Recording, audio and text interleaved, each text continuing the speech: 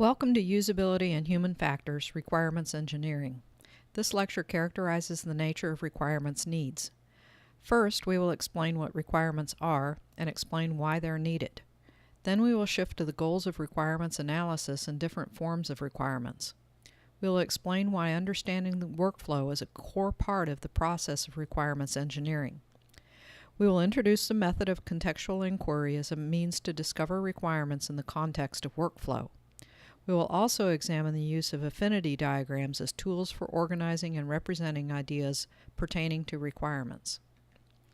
At the end of this lecture, students should be able to explain the role of requirements gathering in usability evaluation, identify the uses, advantages, and disadvantages of data collection methods used for requirements gathering, demonstrate an understanding of how to conduct a workflow analysis, identify contextual design principles as they apply to the healthcare setting, describe the methods to interpret results of data collection.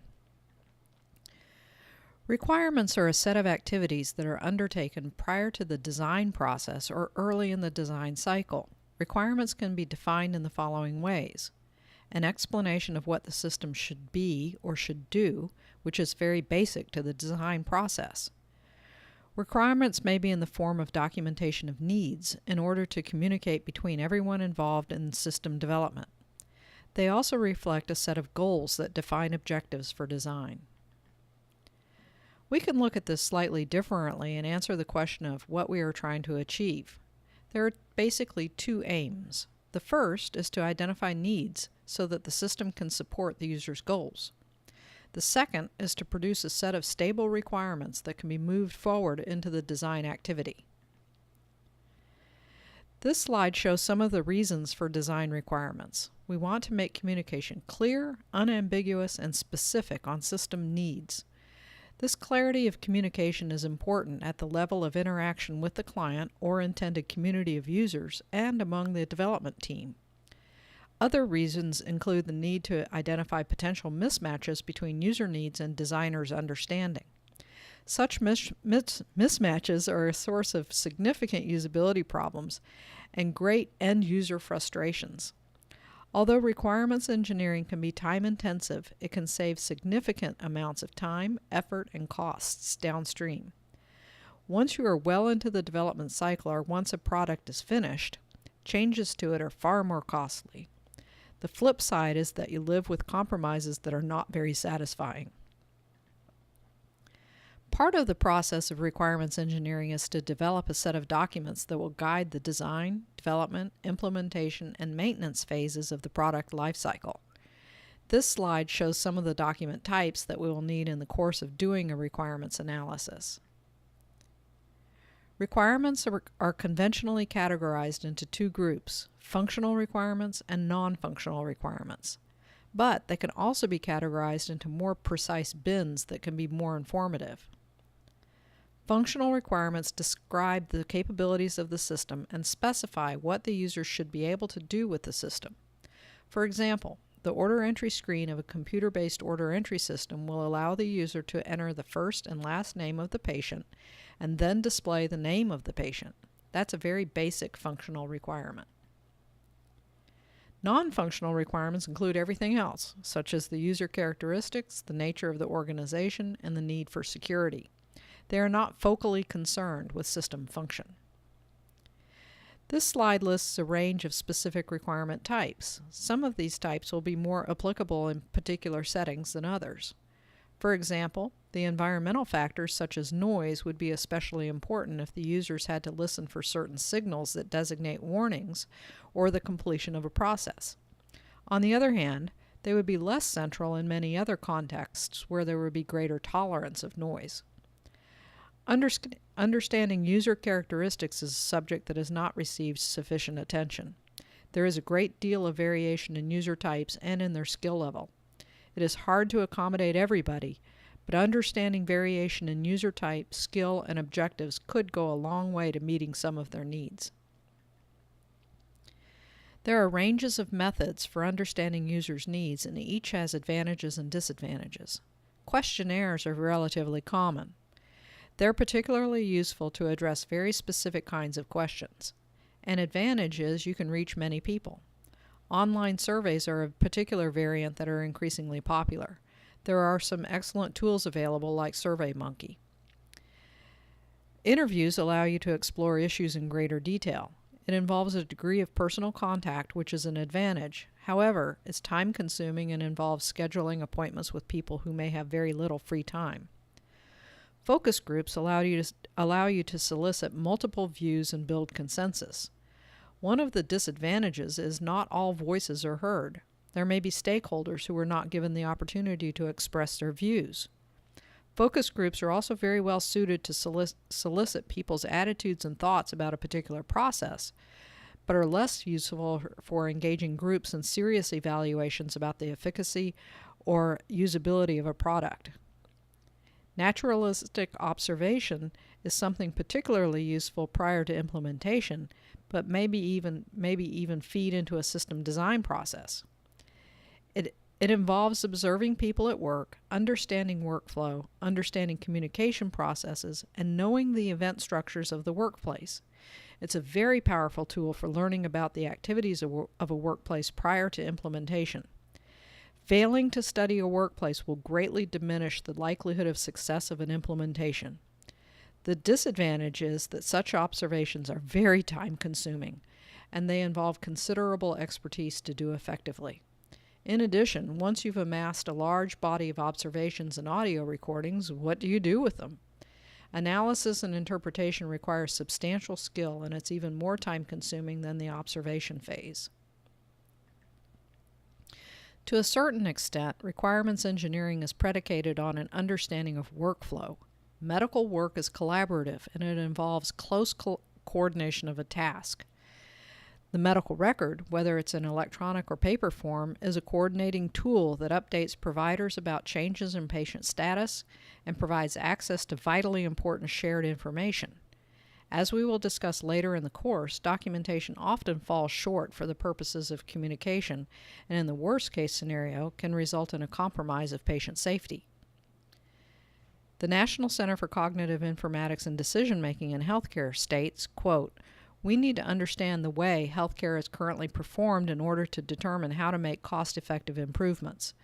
This holds true whether the intervention is new procedures, equipment, staff, or health IT, but it's especially important for health IT projects. One key goal of health IT is to improve the efficiency and quality of care, which heavily depends on its workflow. Much of healthcare is coordinated human work that is not about to go away. Health IT, like any important resource, will enable some workflows and constrain others. The workflows that a health IT application enhances must have better efficiency and quality, as judged by medical professionals who are responsible for the care it must support. Making workflow an integrated part of the new design instead of an unpredictable response to it simply makes sense.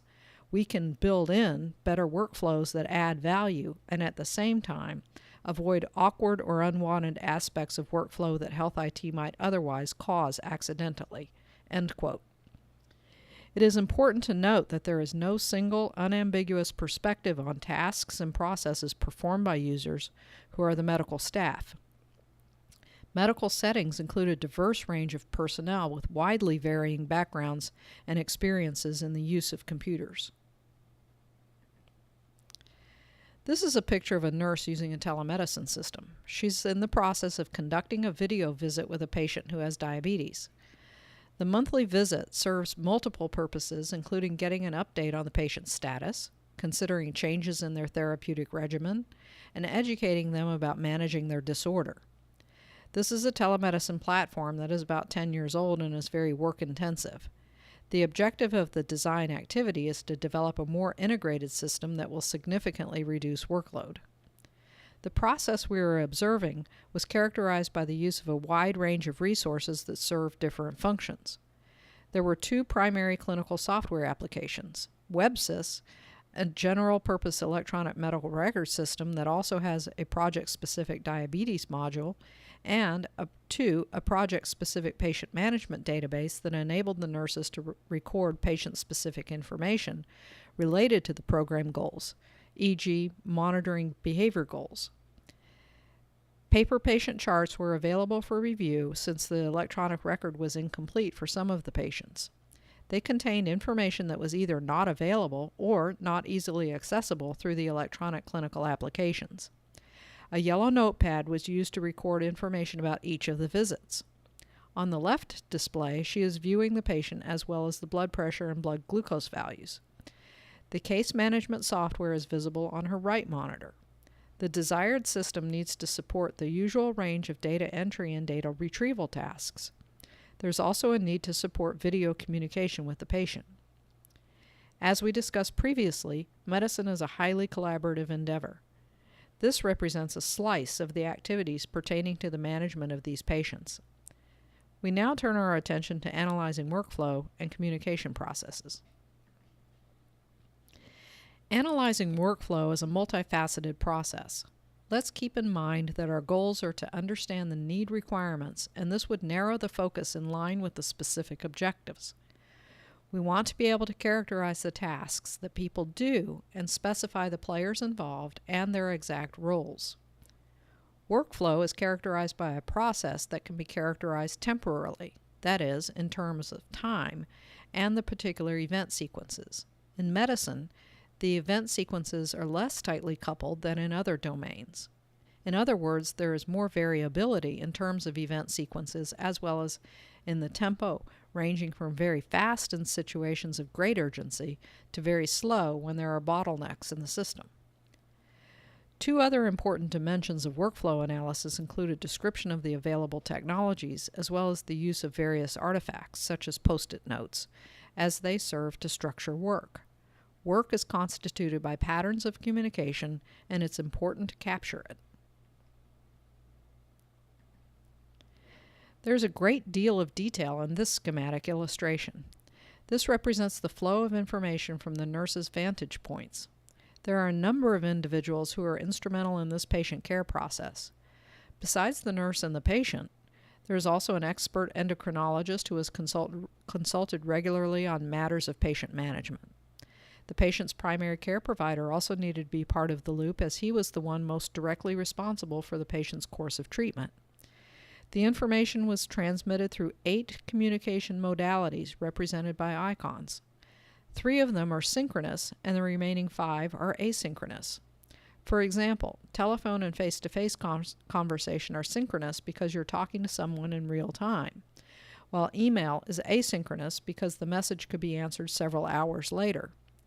The selection of modalities is contingent on the nature of the information to be conveyed, the relative distance between the participants, and the periodicity in which they communicate. The medium of communication provides different resources for establishing common ground or mutual understanding. Depending on your requirements engineering objectives, some of this information may not be of much relevance to your project. However, tasks, actors, and communication patterns are instrumental in understanding how work is constituted and how technologies serve to mediate work. Contextual inquiry is a powerful methodology that bears a certain resemblance to ethnography and workflow analysis. The critical difference is that it's much more structured and focused on specific goals pertaining to requirements engineering. The interpretation of data is typically a very time-consuming process. However, with contextual inquiry, the scope of such analysis is tightly coupled to your goals and to the focus of the project. Contextual inquiry is partially predicated on a designer as apprentice model. A designer would work with a user in an apprentice-like role and learn the ropes. The contextual interview is another common method of data collection. Finally, the contextual inquiry method is guided by 4 principles: context, emphasis on seeing what happens in the workplace; partnership, developer and user collaborate in understanding work; interpretation, observations are interpreted to be used in design; and focus, data gathering focused on goals and specific questions. The following 4 slides amplify on these principles. The context of healthcare helps in understanding what happens in the workplace. It includes the social and cultural structure of the organization. The employees of a given organization may be more accepting of changes in workflow and technology than in a different organization. The beliefs and attitudes of an organization have an impact on the success of implementing a new system. Engaging stakeholders or end users in constructive dialogue is one way to move people towards a more positive and accepting attitude towards change. However, by itself, it is not a magic bullet. Attitude change is hard to come by and takes time, consistency, and commitment. Defining requirements necessitates a partnership with users to understand their concerns with technology and to embrace some of their ideas for improvement. The central purpose of contextual inquiry is to define requirements. Observations of the workplace are interpreted into system needs. Requirements should be based on the actual tasks people perform and processes within the workplace. Analysis of others' activities can be used to streamline tasks and eliminate repetition. To reiterate, maintaining a clear focus on one's goals is essential in a contextual inquiry method. It keeps one from getting lost in the wilderness amidst enormous volumes of data. Now we're going to ask you to play the role of a requirements engineering analyst. The scenario is as follows. The staff in a private doctor's office needs to keep track of the patients that have been referred to external specialists. You have been contacted to meet with the head nurse to identify requirements for a system to track patients and external specialists. Requirements analysts start their day rather early. You interview the head nurse. You have prepared a list of questions and take notes on his answers. You ask about the current practice of keeping track of referrals. How many staff members are employed by the office? Which staff members are involved in the current practice? What is each of their individual roles? What documentation is used? What problems are found with the current practice?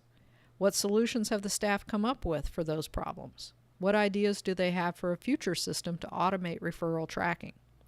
Can you think of any other questions? What do you think you would ask the staff for their solutions? You started with an interview of the head nurse, and now you plan to do some observations. You have decided to observe the office staff in their daily tasks, focusing on the current method of referral tracking. You have obtained copies of the documentation used in referral tracking, and you take notes about what you see in the office. Did we miss anything important in our observations? Does it elaborate on what we learned from the head nurse interview?